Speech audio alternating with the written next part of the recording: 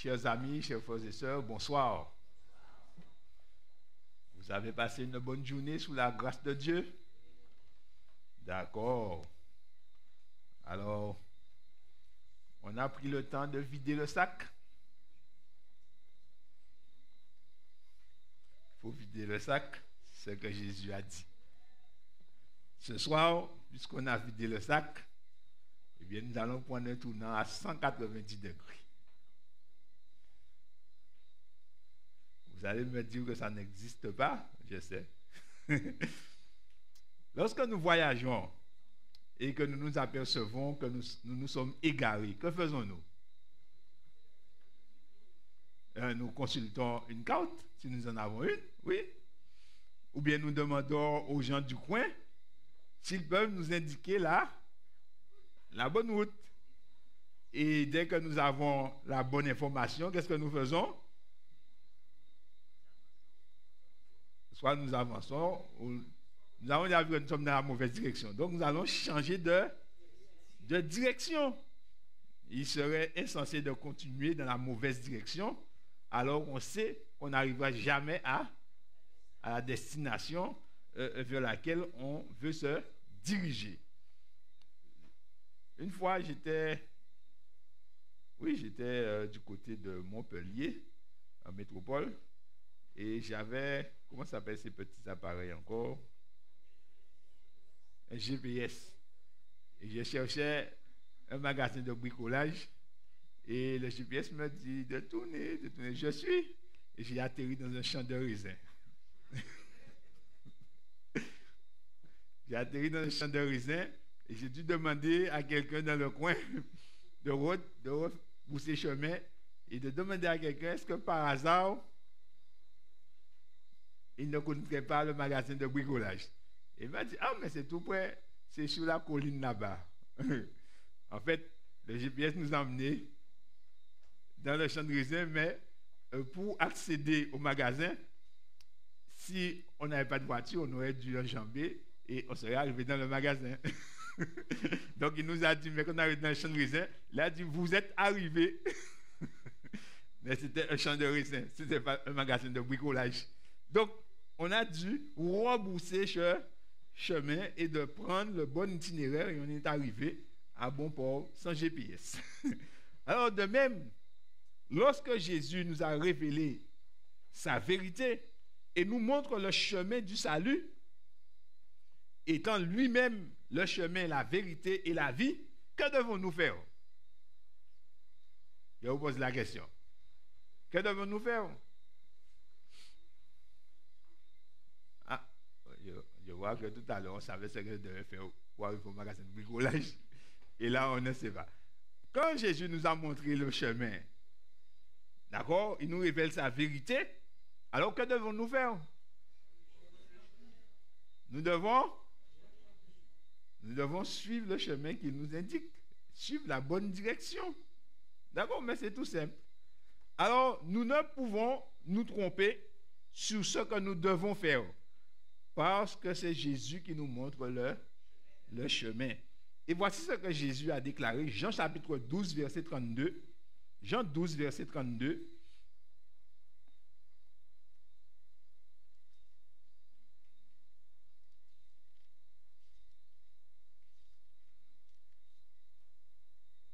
Jean 12 et le verset 32. Jésus dit, et moi,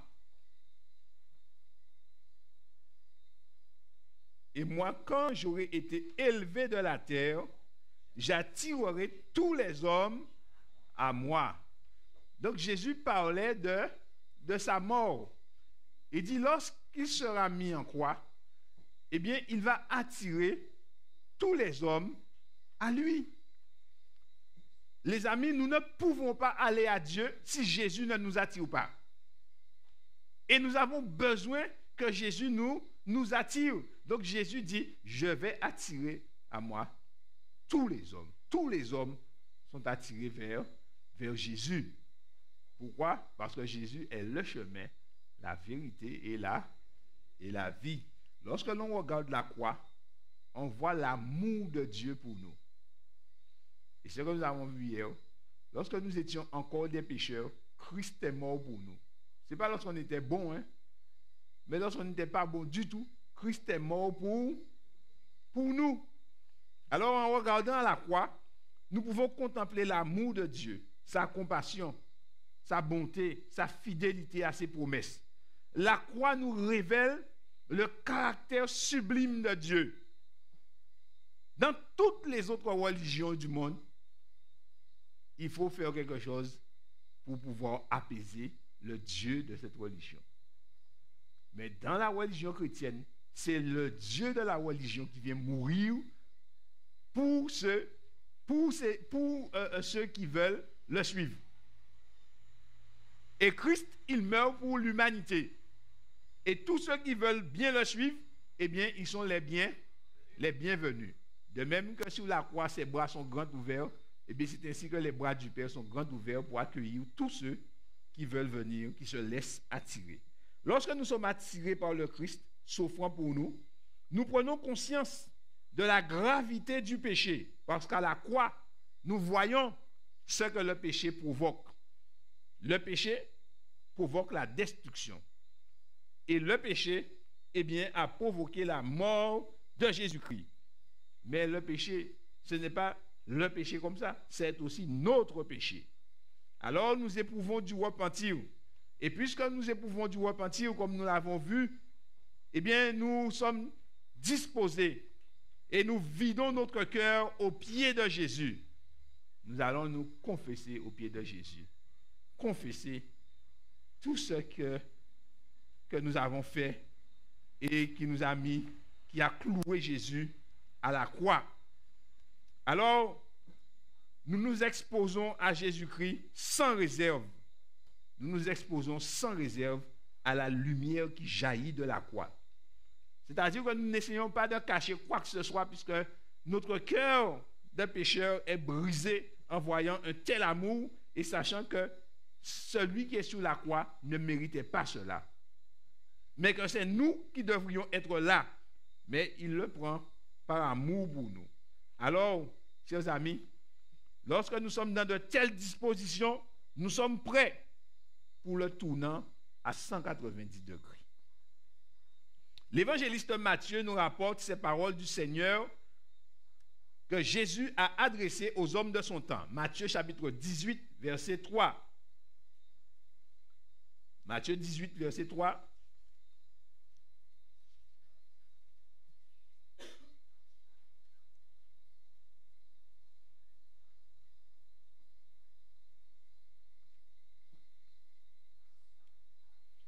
Que dit Jésus à ces hommes? Et Jésus leur dit, je vous le dis en vérité, si vous ne vous convertissez et si vous ne devenez comme les petits-enfants, vous n'entrerez pas dans le royaume des cieux. Matthieu 18, 3. Si vous ne vous convertissez et si vous ne devenez pas comme les petits-enfants, vous n'entrerez pas dans le royaume des cieux. Les amis, ce que Jésus est en train de dire ici, c'est que nous devons être changés. La repentance ou changement intérieur, quand elle est sincère, est accompagnée d'un changement extérieur, un changement d'orientation et de direction que la Bible appelle conversion. Lorsque nous nous repentons, ce n'est pas ça à l'intérieur, mais à l'extérieur, il y a un changement de direction radical. Et c'est ça le tournant. On va dans ce sens-là, mais on se détourne pour aller dans ce sens-là. Mais on n'est pas comme ça. Hein. On est vraiment comme ça. On était comme cela. Maintenant, on est comme ça. Là, le tournant, il est à 190 degrés même. Il y a un chant qui dit, je voudrais suivre Jésus. Point de retour, point de retour. C'est ça notre véritable tournant. C'est de considérer son état, de se tourner vers Jésus, mais de se tourner vers Jésus totalement. Totalement. Un changement de direction totale. Dans le livre de 2 Corinthiens 3, verset 16, l'apôtre Paul parle de ce changement. 2 Corinthiens chapitre 3 et le verset 16.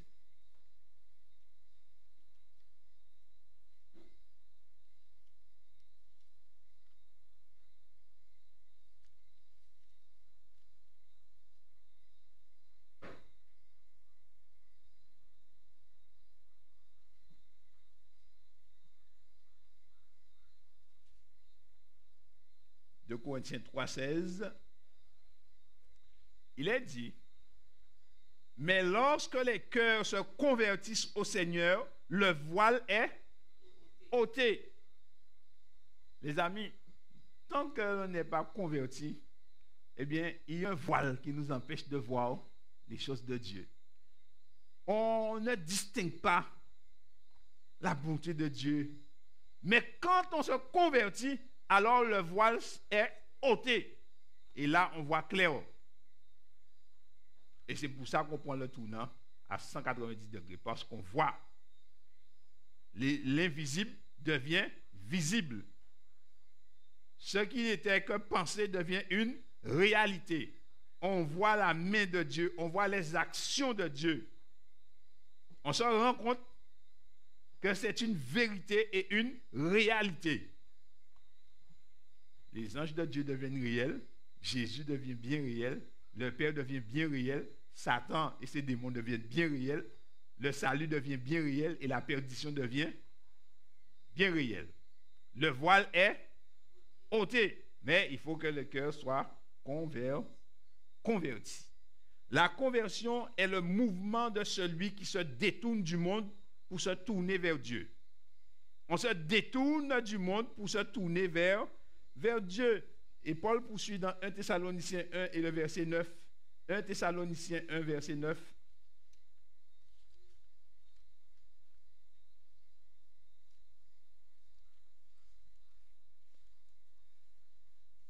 Beaucoup de gens voudraient avoir Dieu et en même temps avoir le monde. Ce ne sera jamais possible. C'est soit l'un, soit l'autre. Alors, il dit, car on raconte à votre sujet quel accès nous avons eu auprès de vous et comment vous vous êtes convertis à Dieu en abandonnant les idoles pour servir le Dieu vivant et vrai. Quand ils ont reconnu, ils ont entendu le message et qu'ils ont été attirés à Christ, ils ont abandonné le monde, d'accord? Ils ont abandonné les idoles pour servir le Dieu vivant et vrai. Ainsi, chers amis, lorsque nous sommes éclairés, eh bien, nous devons faire quelque chose. On ne peut pas être éclairé et continuer dans l'erreur. Le voyageur qui se perd dans la forêt et qui rencontre le garde forestier qui lui indique le sentier à suivre pour qu'il retrouve son chemin et qui continue malgré tout dans la mauvaise voie, eh bien, ça s'appelle se suicider. Personne ne devrait être perdu. Mais ce n'est pas Jésus qui perd les hommes. Ce sont les hommes qui décident de ne pas suivre le chemin que Jésus leur montre. La conversion est aussi appelée par Jésus une nouvelle naissance. Jean chapitre 3, versets 3 et 5. Jean chapitre 3, et cela va confirmer ce que l'apôtre Paul, nous avons vu dans 2 Corinthiens 3, verset 16. Jean chapitre 3 et le verset 3. La parole de Dieu déclare ceci. Jean 3, verset 3. Il dit, en vérité, Jésus lui répondit, en vérité, je te le dis, si un homme ne naît de nouveau, il ne peut voir le royaume de Dieu. Si il ne naît pas de nouveau, il ne peut pas voir le royaume de Dieu. Pourquoi? Eh bien, parce qu'il est aveugle. Le voile demeure. Mais s'il est né de nouveau, alors le voile est ôté et il peut voir, il peut discerner la main de Dieu, il peut comprendre le plan de Dieu, il peut comprendre les choses de Dieu. Et il dit, mais par contre, s'il ne prend pas naissance, il ne peut pas voir. Même pas voir. Au verset 5, la personne à qui Jésus parlait, c'était un homme âgé, et il va demander à Jésus, mais comment cela peut-il se faire? Et Jésus va lui donner un autre élément. Et Jésus dit, en vérité, verset 5, je te le dis, si un homme ne naît d'eau et d'esprit, il ne peut entrer dans le royaume de Dieu. Si il ne naît pas, il ne peut même pas voir. Mais pour entrer, il dit, mais s'il ne naît pas d'eau et d'esprit, rien à faire, il ne peut pas rentrer. Même s'il voulait, il ne pourrait pas rentrer. Ici, nous sommes mis en face d'un changement. Il faut qu'il y ait une transformation. La transformation exigée ici est une régénération spirituelle. Ça n'a rien à voir avec le physique, mais c'est du domaine spirituel. Nous subissons une transformation de nature. La nature divine du Christ est implantée en nous. Et là, c'est très important. Notre nature, nous avons une nature pécheresse. Nous péchons tout naturellement. On n'a pas besoin de nous apprendre à pécher. Nous faisons ça tout naturellement. Mais ici, la transformation exigée, eh bien, nous allons subir une transformation de nature. La nature divine du Christ est implantée en nous. Et une fois qu'elle est implantée en nous, désormais, tenez-vous bien, nous pouvons vivre sa vie ici-bas. Ceci est l'œuvre du Saint-Esprit. Et c'est pourquoi Jésus dit, il faut qu'il naisse d'eau et d'esprit. Au verset 6, Jean continue, il révèle les paroles de Jésus. Jésus dit, ce qui est né de la chair est chair, et ce qui est né de l'esprit est esprit. Ainsi, celui qui est né de son père et de sa mère ne peut pas vivre la vie de Jésus, tout bonnement. Parce que cette vie-là est une vie qui est déjà condamnée. Parce que c'est la vie du péché. Et remarquez, dans cette vie-là, nous voyons la vérité. Nous comprenons la vérité. Et nous voyons que c'est bon. Si je vous dis que est-ce que c'est bien ou mal de voler? Qu'est-ce que vous répondez? Et pourquoi nous disons que c'est mal? Parce que la parole de Dieu nous a révélé que c'est mal. Et que nous comprenons que c'est mal. Et pourtant, j'ai fréquenté des voleurs. Même le voleur sait que c'est mal, mais il vole quand même. Quand je parle avec certaines personnes, eh bien, surtout avec les hommes, tous les hommes savent qu'est-ce que c'est que l'adultère. Et pourtant, beaucoup d'entre eux refusent de plier devant Jésus. Pourquoi? Parce qu'ils préfèrent cette vie-là. Ils préfèrent cette vie-là. Ce sont des choses qu'on n'a pas besoin de dire aux gens que c'est bon, c'est pas bon. Eux-mêmes comprennent que c'est bon. Mais pourquoi ils ne le font pas? Parce qu'il y a une loi dans la chair qui fait que tu ne plies pas.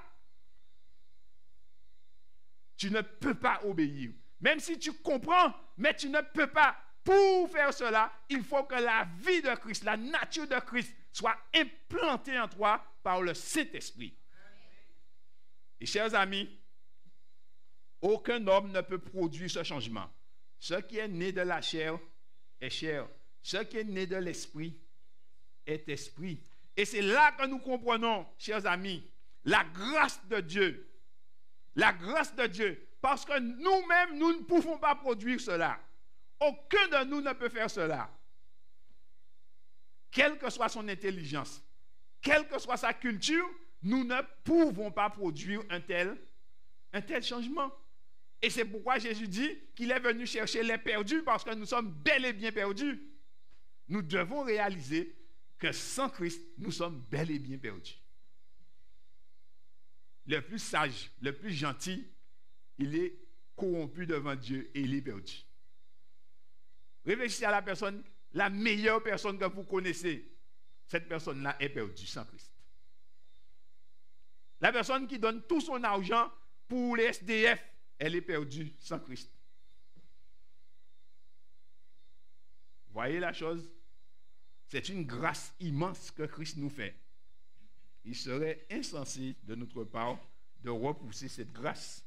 La Bible déclare dans le psaume 33, verset 6, « Les cieux ont été faits par la parole de l'Éternel. » Les cieux ont été faits par la parole de l'Éternel et toute leur armée par le souffle de sa bouche. Parce qu'il dit, et la chose arrive, il ordonne et elle existe. Tout ce qui existe est l'œuvre de Dieu au moyen de sa parole. C'est aussi par cette même parole que nous sommes régénérés et amenés à une nouvelle vie. 1 Pierre 1, verset 23, c'est le texte que nous cherchons. 1 Pierre 1, verset 23.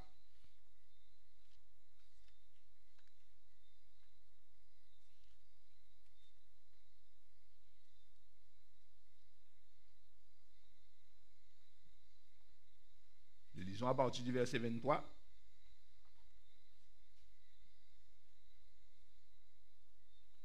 Il est dit, puisque vous avez été régénérés, non par une semence corruptible, mais par une semence incorruptible, par la parole vivante et permanente de Dieu. Nos pères et nos mères nous ont engendrés par une semence corruptible.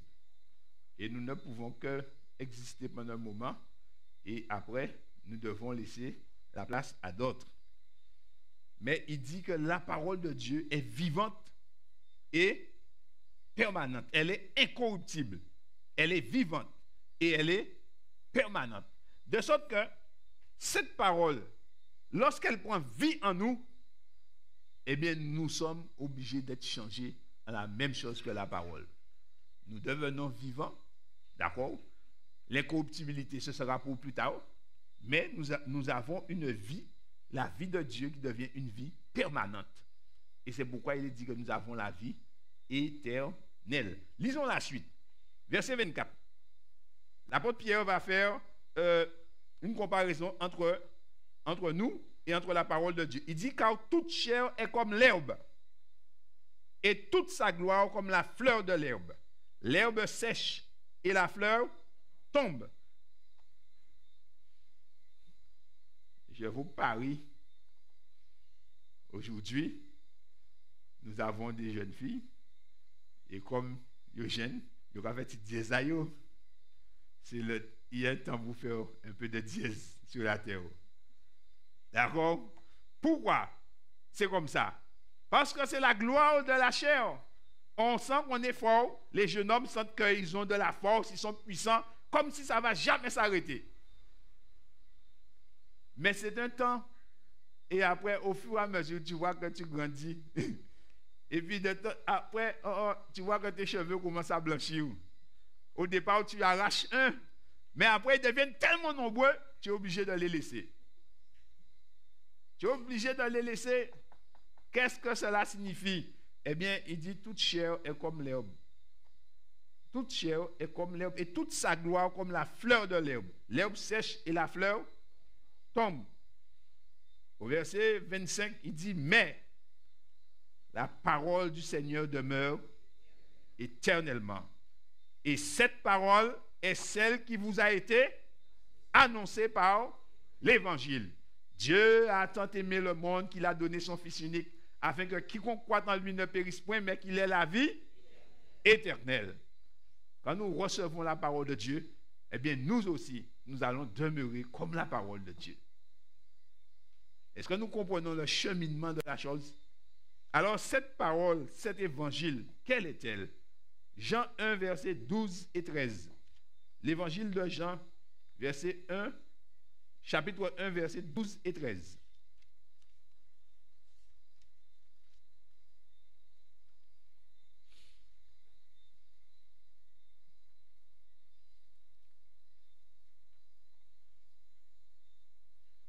Il est dit, verset 12,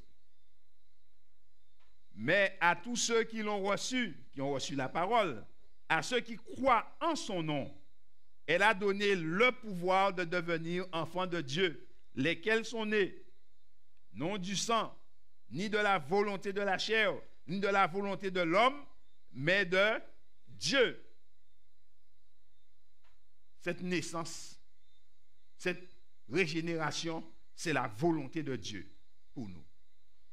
Et il dit, ce n'est pas la volonté de l'homme, ce n'est pas la chair ni le sang qui engendre ça, mais c'est la volonté de Dieu. Et il dit, lorsque nous recevons la parole, cette parole qui a été faite chair, qui est Jésus-Christ lui-même, eh bien nous recevons un pouvoir.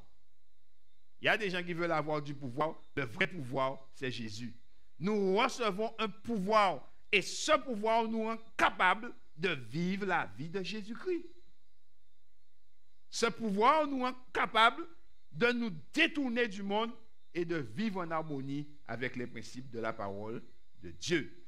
Alors, quand Christ rentre dans une vie, cette vie-là, nécessairement, elle est transformée. 2 Corinthiens 5, verset 17. 2 Corinthiens 5, verset 17.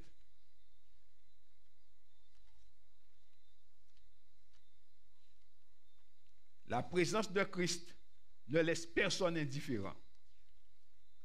Quand Christ vient, il frappe à notre porte.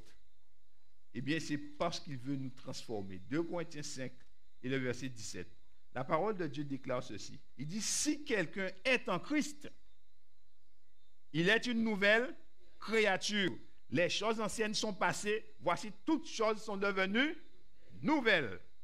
Donc, si quelqu'un est en Christ, si cette personne s'est donnée à Christ, eh bien, elle est devenue une nouvelle créature. Dans la version de la Bible de Jérusalem, version de 1974, ce verset est transcrit ainsi. Il dit, si donc quelqu'un est dans le Christ, c'est une création nouvelle. L'être ancien a disparu. Un être nouveau est là.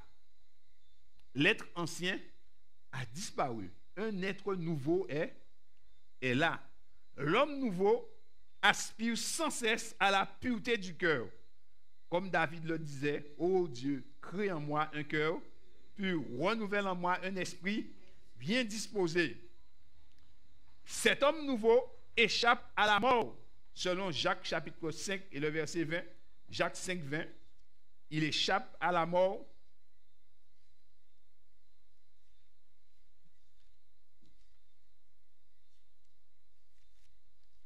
Le cœur de l'être nouveau est pur, ses mobiles sont purs, ses désirs sont purs.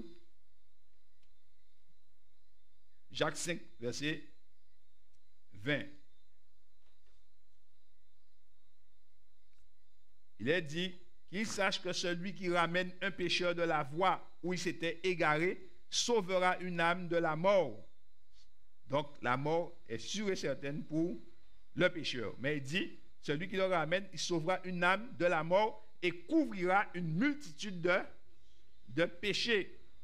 Donc, lorsque quelqu'un vient à Jésus, eh bien, Dieu pardonne ses péchés et il échappe à la mort.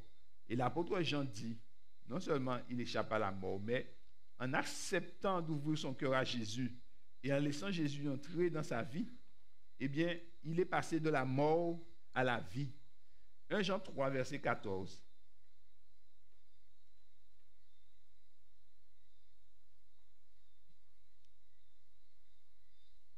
1 Jean 3, verset 14. Il est dit, ce qui suit, nous savons que nous sommes passés de la mort à la vie parce que nous aimons les frères.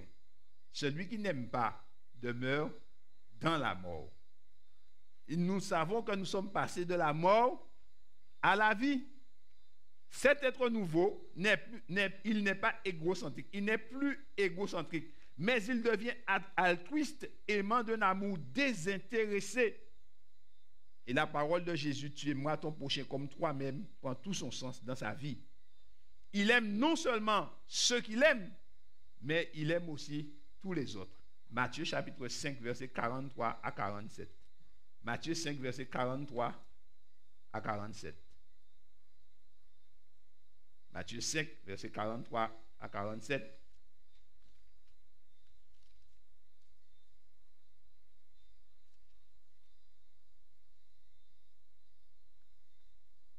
Voici ce que dit Jésus. Vous avez appris qu'il a été dit, tu aimeras ton prochain et tu haïras ton ennemi. Alors, ce verset-là nous arrangerait bien. Tu aimeras ton prochain et tu haïras ton ennemi. Mais Jésus dit, bon, vous avez mal compris la chose, hein? Moi je vous dis. Mais moi je vous dis, aimez vos ennemis, bénissez ceux qui vous maudissent, faites du bien à ceux qui vous haïssent et priez pour ceux qui vous maltraitent et qui vous persécutent, afin que vous soyez fils de votre Père qui est dans les cieux, car il fait lever son soleil sur les méchants et sur les bons, et il fait pleuvoir sur les justes et sur les injustes. Et Jésus va ajouter verset 46, il dit, si vous aimez ceux qui vous aiment, quelle récompense méritez-vous? Les publicains aussi n'agissent-ils pas de même? Et si vous saluez seulement vos frères, que faites-vous d'extraordinaire? Les païens aussi n'agissent-ils pas de même? Soyez donc parfaits comme votre Père céleste est parfait. Chers amis, si nous sommes chrétiens, si nous disons que nous avons accepté Jésus, si nous disons que nous avons ouvert notre cœur à Jésus et que nous ne pouvons pas aimer nos ennemis, nous ne sommes pas encore chrétiens. Nous avons l'idée de devenir chrétiens. Parce que Christ a dit à l'égard de ceux qui l'ont crucifié, Père, pardonne-leur, car ils ne savent pas ce qu'ils font. Les gens qui disent, ah, il faut faire remettre, quand on remettre. Il y a ceux qui disent, ah ouais, en quel temps là, je gauche sans telle circonstance, mais après ça, ou bien tu as dit, est-ce qu'on vient t'aider? En Jésus-Christ, tu deviens t'aider conscient. C'est que tu comprends la chose, mais tu suis Christ. Et comme tu es mort à toi-même et que tu es une nouvelle création, alors l'Esprit de Dieu qui est en toi te fait traverser cela. Comme Christ a traversé son épreuve, toi aussi tu traverses. Les amis, la marque du chrétien, c'est la capacité d'aimer. Si nous ne pouvons pas aimer ceux qui nous maltraitent, ceux qui nous persécutent, nous sommes comme n'importe qui. Nous sommes comme n'importe qui. Si nous aimons uniquement ceux qui nous font du bien, alors nous n'avons pas encore pris le tournant comme il faut. Nous sommes peut-être à 80 degrés, mais il faut ajouter encore 110 pour tourner réellement. C'est ce que Jésus dit. Il dit, aimez vos ennemis. Priez pour eux. Priez pour eux. Je vais vous raconter quelque chose qui m'est arrivé. Parce que moi, je vous le dis, mais je vais vous raconter quelque chose qui m'est arrivé. À un moment donné, j'étais confronté à certaines difficultés et je sentais bien qu'il y avait un truc qui n'allait pas, qui clochait dans toute cette affaire-là. Alors, j'étais fatigué avec tout ça et j'ai dit, je vais prier. Et je me suis disposé à prier. Et j'ai dit, là, je vais faire un cri vers l'Éternel pour dire à l'Éternel d'aller faire comment on dit ça encore? D'aller faire un ravage total pour moi et de nettoyer la place. Quel que soit ce qu'il y a, je ne sais pas, hein, parce que je ne comprends pas ce qui se passe. Et quand je me suis mis à genoux pour faire cette prière, et j'étais déterminé pour faire ma prière, alors j'entends quelqu'un à côté de moi qui me parle.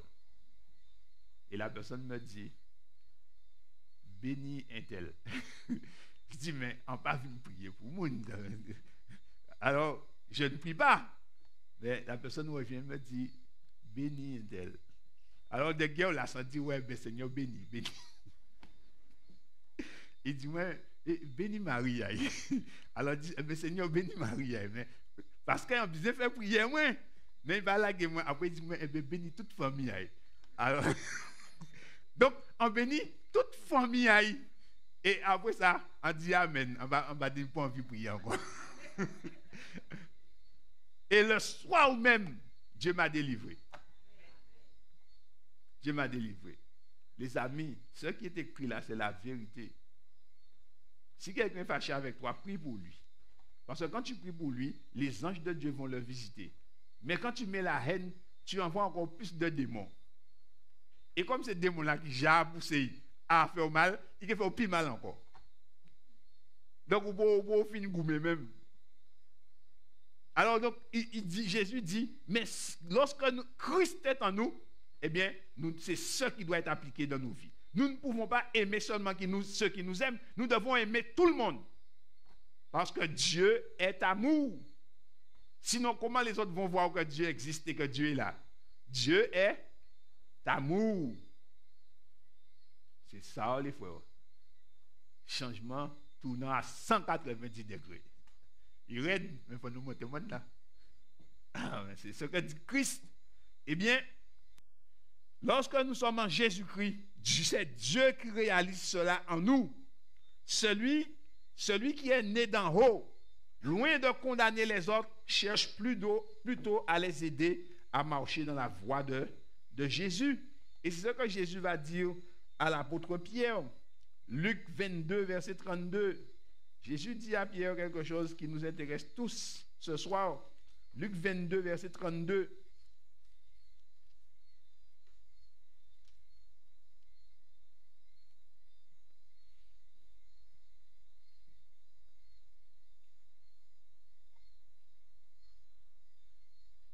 Jésus dit à Pierre, verset 32, Luc 22, 32,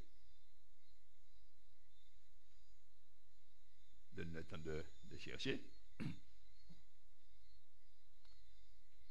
Il dit, mais j'ai prié pour toi afin que ta foi ne défaille point.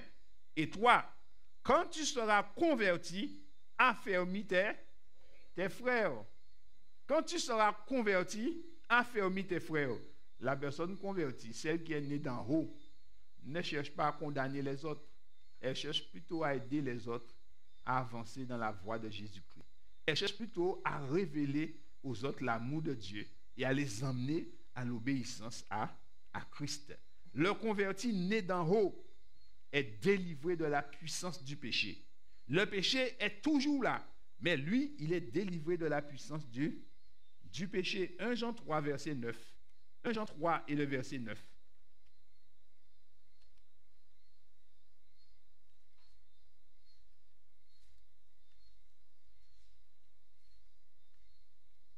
« 1 Jean 3 et le verset 9. L'apôtre Jean dit ceci, « Quiconque est né de Dieu ne pratique pas le péché, parce que la semence de Dieu demeure en lui, et il ne peut pécher, parce qu'il est né de Dieu. » Lorsque l'on est né de la chair, on pêche naturellement. Mais lorsque l'on est né d'en haut et qu'on est né de Dieu, par l'action de l'Esprit de Dieu, alors, chers amis, il dit, il ne peut pécher parce qu'il est né de Dieu. Quiconque est né de Dieu ne pratique pas le péché. Alors, bien que la nature humaine soit sujette à l'erreur, le chrétien ne saurait consentir à se laisser dominer par un péché ou un travers quelconque. Si le croyant sincère est susceptible de commettre des fautes isolées, il doit renoncer à pratiquer le péché. Un auteur a écrit, le caractère se révèle non par les bonnes ou les mauvaises œuvres occasionnelles, mais par la tendance générale des paroles et des actions. C'est ce que le texte dit ici. Le texte dit que si tu es en Christ et que tu es né de Dieu, tu ne vas pas mener une vie de péché. Il peut t'arriver de commettre des erreurs, il peut t'arriver de pécher, mais de manière accidentelle. Mais aucun défaut, aucun trait de caractère qui n'est pas conforme à la volonté de Dieu ne sera caressé. Parce que ton objectif sera de ressembler à Christ et d'être comme lui. Et tant que tu as cette vision, eh bien tu te purifies comme Christ lui-même est pur. Tu es tout le temps en train de monter vers Christ à sa ressemblance. Ainsi, l'humilité de Christ vient en lui et le rend humble et soumis. Plus de révolte. Philippiens 2, versets 8 à 11. Quand tu n'étais pas en Christ, dès qu'on te disait quelque chose, ton accordéon fonctionnait. Mais maintenant, tu n'as plus d'accordéon. Tu l'as jeté. parce que Christ est en toi. Philippiens 2, versets 8 à 11. Alors, pour ceux qui ne savent pas ce que c'est que l'accordéon, tout le monde connaît. D'accord. Philippiens 2, versets 8 à 11. Il est dit, il s'est humilié lui-même, se rendant obéissant jusqu'à la mort, même jusqu'à la mort de la croix. Et comme Jésus s'est abaissé, lui qui était Dieu, il est descendu, il est devenu un homme, et il s'est humilié lui-même, il s'est rendu obéissant, et l'apôtre dit jusqu'à la mort. Et il a été même jusqu'à la mort de la croix, la mort pour les criminels.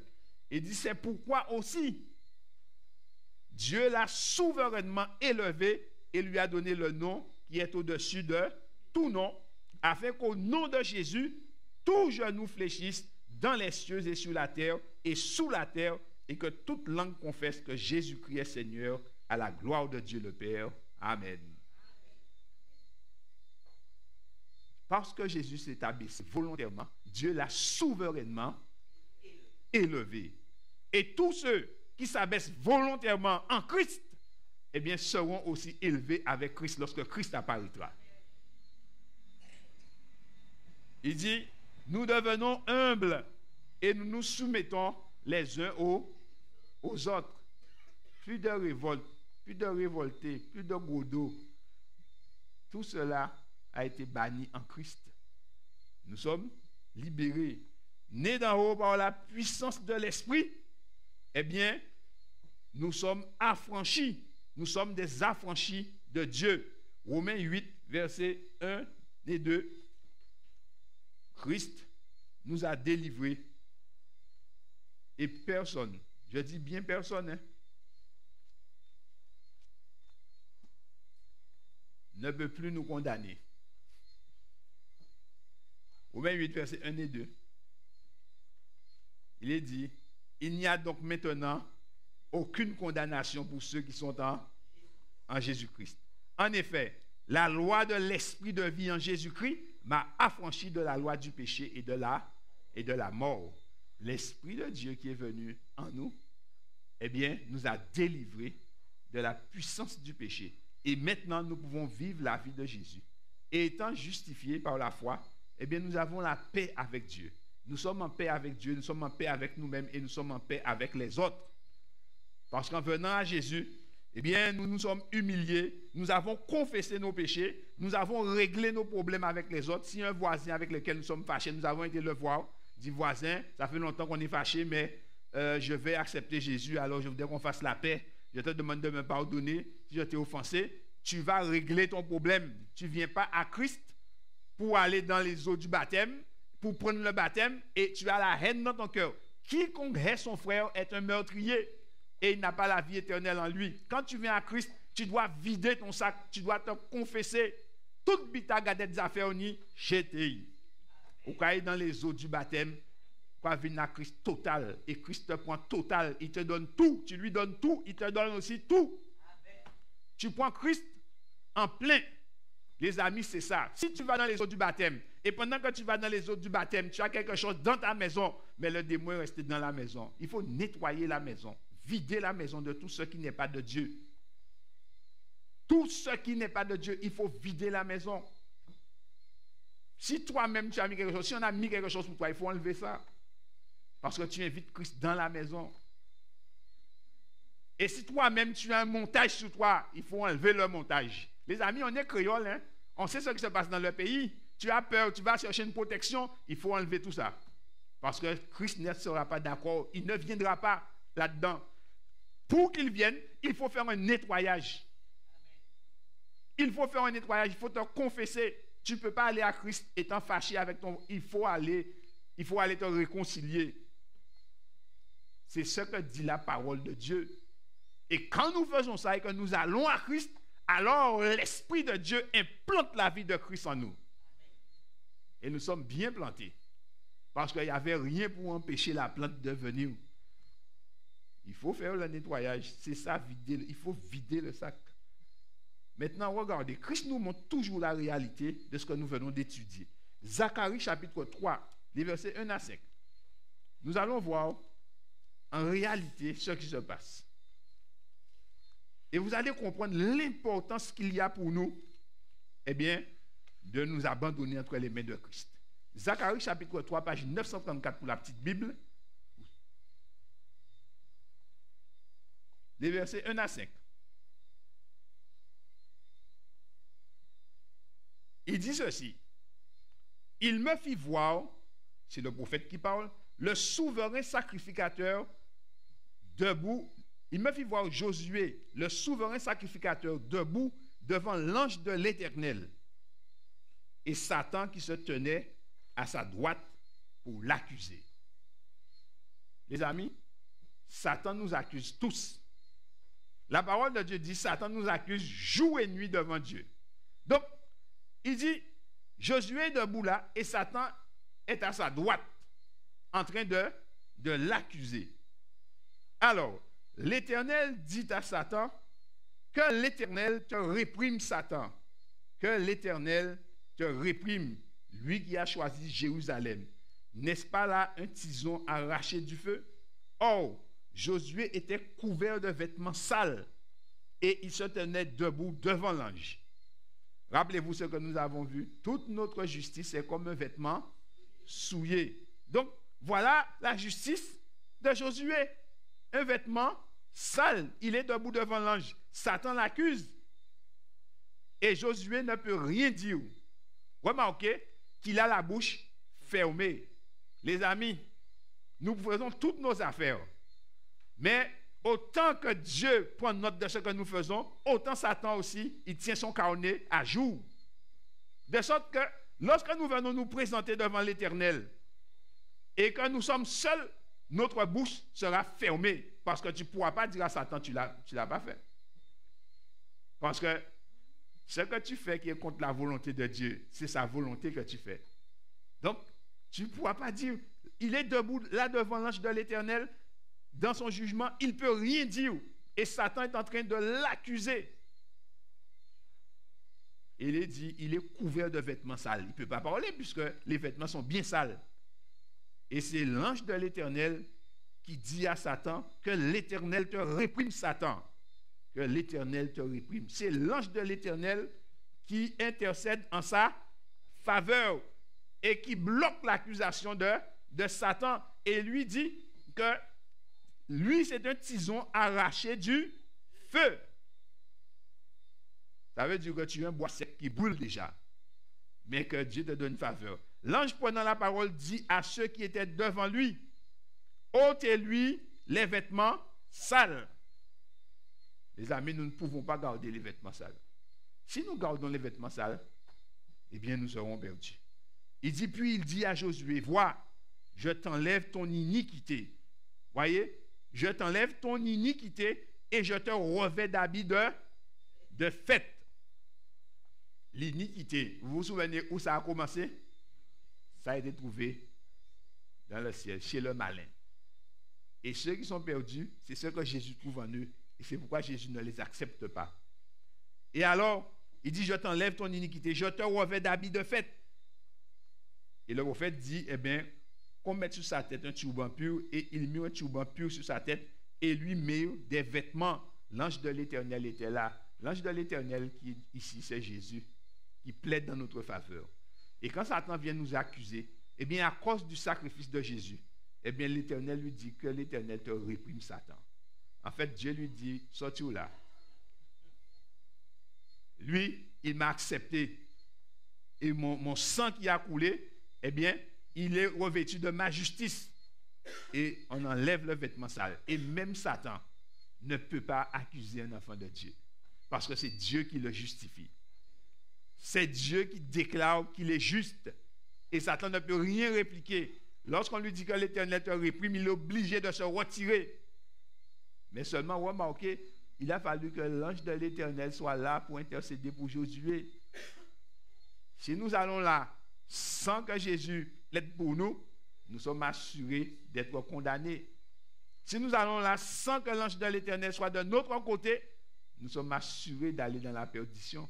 Mais le plan de Dieu, ce n'est pas que l'homme se perde, Parce que Christ dit, je suis venu chercher, sauver ceux qui étaient perdus. Le plan de Dieu, c'est que nous soyons sauvés. Et c'est pour cela que Dieu a envoyé son Fils Jésus-Christ afin que nous ayons la vie éternelle. Seulement, la vie éternelle est un don de Dieu. Et comme tout don, nous devons l'accepter. Nous devons par nous-mêmes nous engager et dire, Seigneur, oui, je le veux. Le jeune homme demande la jeune fille en mariage. Mais la réponse reste à la jeune fille.